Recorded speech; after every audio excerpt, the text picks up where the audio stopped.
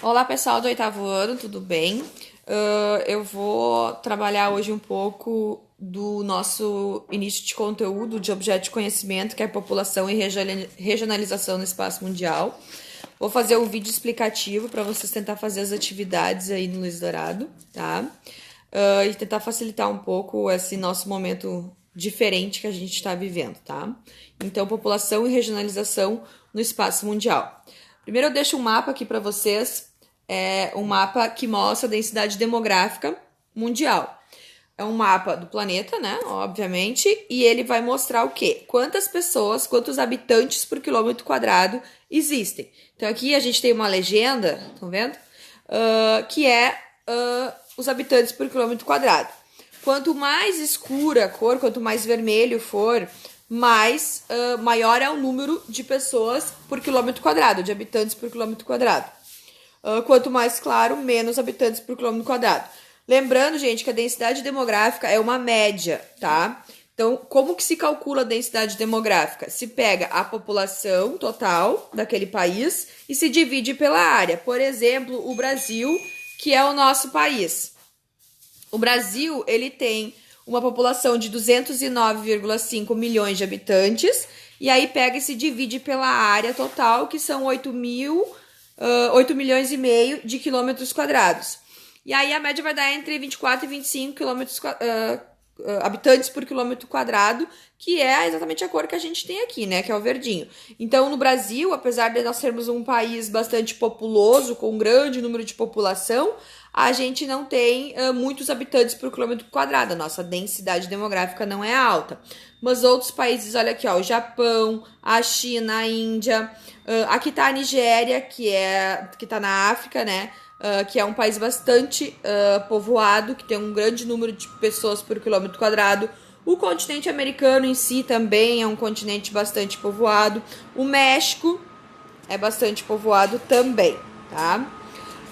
Aqui eu tenho alguns conceitos e em uma das atividades remotas de vocês me trouxeram eles, mas eu quero relembrar. Demografia é o estudo da população, ou seja, demografia ou demógrafo ou, enfim, significa a população, estudar a população, tá? O crescimento vegetativo ou crescimento demográfico ou crescimento natural é a mesma coisa? É a diferença entre o número de mortos e o número de nascimentos, ou a diferença entre o número de nascimentos e o número de mortos. Esse crescimento vegetativo, ele vai mostrar o quanto de população que está crescendo no país. Ele pode ser negativo ou positivo. Aqui do Brasil, o crescimento vegetativo ou natural ou o crescimento demográfico é positivo. Mas em países europeus a gente tem a situação de que nascem menos pessoas e morrem menos pessoas também, né? Daí dá um crescimento demográfico ou crescimento vegetativo negativo. A densidade demográfica, eu já falei para vocês, é o número de habitantes por quilômetro quadrado, se calcula pegando o total da população de um lugar e dividindo pela área. Pessoal, não precisa ser país, a gente pode fazer isso com o município de Santa Cruz, pegar o total da população de Santa Cruz e dividir pela área total do município. Pode ser do Rio Grande do Sul, a gente pode pegar qualquer escala, tá? População absoluta e população relativa. População absoluta é o total da população. Brasil, 209,5 milhões de habitantes. Estados Unidos, 340 mais ou menos milhões de habitantes. Alemanha, 85 milhões de habitantes. População absoluta. População relativa é a população por quilômetro quadrado, tá? É basicamente densidade demográfica, ok? Pessoal, o que faz com que uma população cresça? Quais os fatores de crescimento da população? A melhora no padrão de vida é o primeiro fator que faz com que a população cresça. Aí nós temos a medicina, que melhorou muito nos últimos anos, né? Também a questão da saúde pública, então também tem melhorado o acesso da população à saúde e a urbanização, que é a vinda das pessoas para a cidade, o crescimento da própria cidade faz com que a população cresça. Hoje, no mundo inteiro, nós somos 7,7 bilhões de habitantes. É a população do mundo, 7,7 bilhões de habitantes, tá? Pessoal, aqui nós temos uma tabela, que é uma tabela semelhante à tabela que nós temos no livro do Araribá Mais, na página 39. Mas essa tabela aqui é de 2019 e a do livro é de 2017. Então, essa aqui tá atualizada, vocês vão ter uma mudança aqui. Aqui, essa tabela tá mostrando os países mais populosos do mundo, ou seja, os países que têm o maior número de população. Então, nós temos países, a maioria deles, gente, detalhe, fica na Ásia, tá? Nós temos, então, a China em primeiro, com mais de 1 bilhão de pessoas, e a Índia em segundo, com também mais de 1 bilhão de pessoas, tá? A China e a Índia juntas, gente, comporta quase 1/3 da população mundial, pensa. É muita gente em apenas 2 países. E ficam na Ásia. Depois tem os Estados Unidos da América, a Indonésia na Ásia, o Brasil na América, o Brasil então é o 5º mais populoso, o Paquistão na Ásia, a Nigéria, o país africano que eu até comentei antes, que é bastante populoso, Bangladesh na Ásia, a Rússia fica tanto na Ásia quanto na Europa por uma questão de extensão territorial, é o país mais extenso do mundo. E aí aqui nós temos em último o México, em décimo, o México, que fica na América. No livro de vocês têm o Japão tá em 11º hoje, tá? Então o México já ultrapassou o Japão atualmente, em total de população.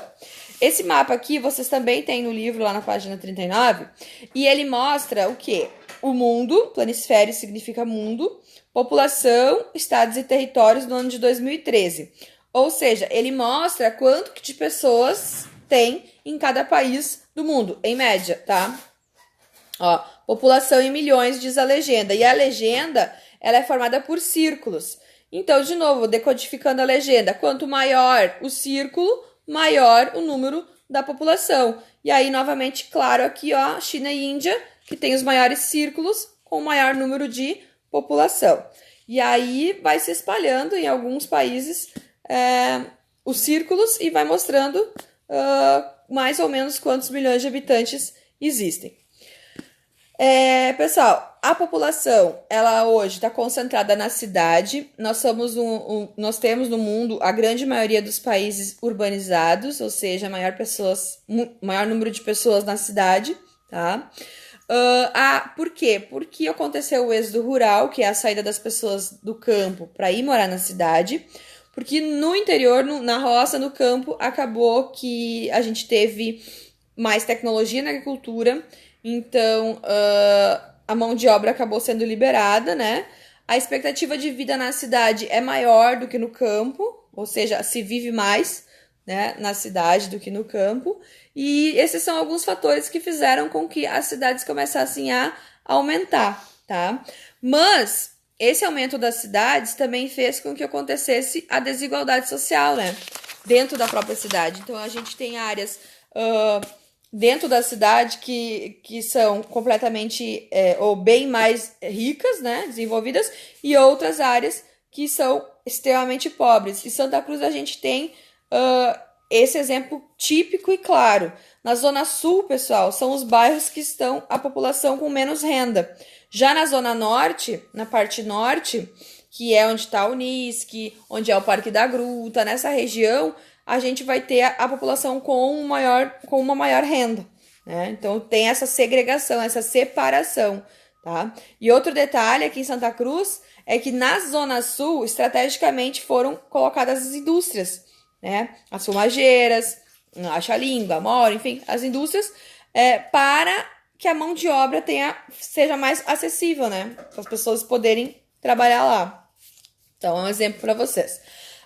Esse outro mapa aqui, que está na página 40, é um mapa bem legal, porque ele faz um comparativo de duas coisas, da população urbana em porcentagem, e aí é dividido por cores, tá? Essa na legenda a gente pode ver, o total de pessoas que moram na cidade em porcentagem, e também a população da cidade em milhões de habitantes. Então, quanto que tem em cada cidade? Daí não é país, né? É cidade mesmo.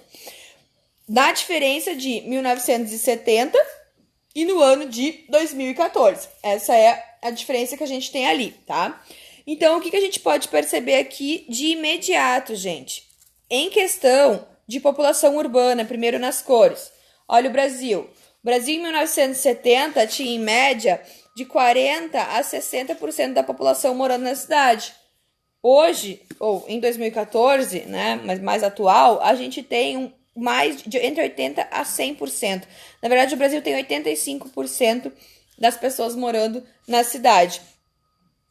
Aí a gente pode ver aqui a Austrália. A Austrália ficou igual, né? Tem a maioria morando na cidade. A África, gente, olha aqui, ó. A África, a gente tem, em 1970, mais pessoas morando no campo. E em 2014, não mudou muito, não. O continente africano acabou não se modificando tanto assim, tá? Então, assim, algumas conclusões, porque eu vou pedir uma atividade para vocês também, para decodificar um pouco o mapa, para vocês citar alguns países e fazer algumas relações. E aí, outra coisa que chama atenção é a população da cidade, em milhões de habitantes. Então, vocês estão vendo os círculos aqui, as bolinhas, né? Em 1970, nós quase não tínhamos bolinhas com 10 ou mais milhões de habitantes em uma cidade, só aqui nos Estados Unidos, em Nova York. Hoje, atualmente, olha só quantas bolinhas vermelhas a gente tem no nosso planeta, nas nossas cidades, que tem mais de 10 milhões de pessoas. 10 milhões. Para vocês terem uma ideia, a população do Rio Grande do Sul é de 11 milhões. E eu tô falando do estado. Então, uma cidade com mais de 10 milhões de habitantes, tá? E aqui no Brasil a gente tem dois exemplos, que é São Paulo e Rio de Janeiro, que são cidades com mais de 10 milhões de habitantes. Pessoal, para finalizar, as pirâmides etárias, tá? As pirâmides etárias, elas vão compreender como é que a população está distribuída em faixa etária, em sexo. Então, esses dois gráficos aqui, essas duas pirâmides também estão no livro, na página 44. E mostra a pirâmide etária do México e a pirâmide etária dos Estados Unidos. Essa aqui é do México, essa aqui é dos Estados Unidos. Então, uma pirâmide etária, para começar, para a gente decodificar, ó, na parte de baixo, na base, vai mostrar quantos milhões de pessoas são. Deste lado, nós temos as mulheres, neste lado, nós vamos ter os homens. E nessa parte central aqui, vai mostrar a distribuição por faixa etária. Começando por crianças 0 a 4, 5 a 9, 10 a 14, até 100 ou mais anos de idade, tá? Então, vai se distribuindo a população. No México, o que acontece? A gente tem mais crianças que estão na base do que idosos, né? Que estão no topo. Então, a base é larga e o topo é estreito. Já na pirâmide etária dos Estados Unidos, a gente tem uma outra configuração. Tem menos crianças na base, tem um número bem razoável de adultos e tem um alto número de idosos.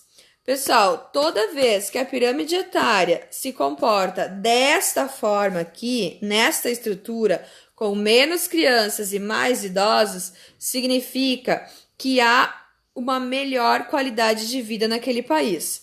E quando nós temos uma pirâmide com uma base larga e um topo estreito, ou seja, muitas crianças e os idosos não vivem tantos anos, isso significa que a gente está num país que não é tão desenvolvido assim.